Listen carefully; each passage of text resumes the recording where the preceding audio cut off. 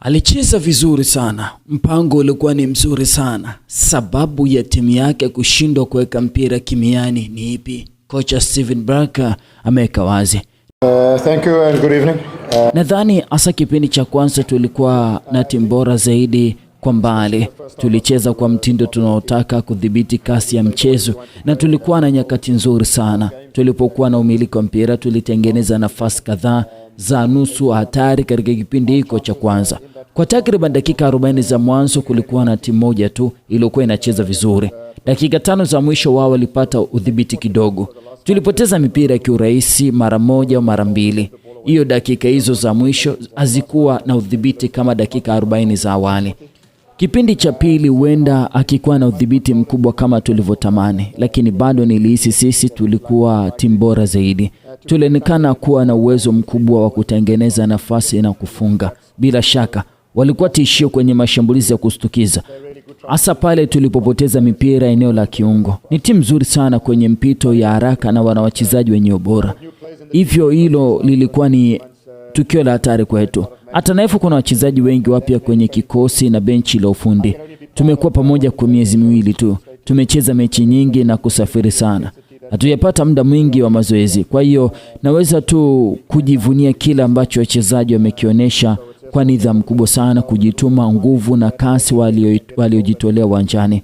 Kwa bahati mbaya katikati ya wiki na leo hatukufunga. Ni swala la umakini tu kidogo na kupata ule wakati sahihi wa kufunga bao tunalostahili. Lakini pia tumetengeneza nafasi, tukagonga mwamba wa juu wa lango, na makipa wamekuwa wachezaji bora kwenye michezo yote hiyo miwili, wa Dodoma dhidi na Yanga. Hivyo tunapaswa kuendelea tu kufanya tunachofanya na kuendelea kuboresha katika baadhi ya nyakati na maeneo fulani. Jambo muhimu zaidi lilikuwa ni kutoruhusu pengo la alama 8.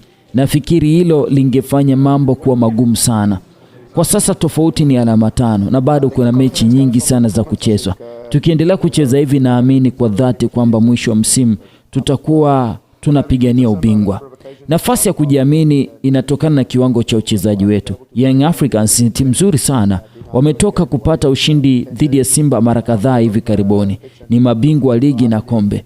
Kwa sisi kucheza namna tulivyocheza dhidi yao, ukiwa ni mchezo wetu wa 3 wa ugenini ndani ya siku 10 na katika uwanja wao wa nyumbani na kuwafanya warudi nyuma, hilo linapaswa kuwa imani na kudhibitisha kuwa tupo kwenye njia sahihi.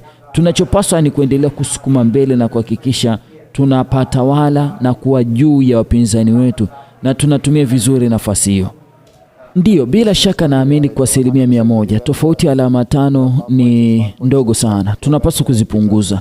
Hiyo itaachia nafasi ndogo ya kufanya makosa. Inamaanisha tunapaswa kuanza mfululizo wa ushindi, kushinda mechi nyingi na kuendelea kuweka pressure, tukitumaini kwamba Young Africans hata Azam watateleza kwa sababu nao bado wako karibu.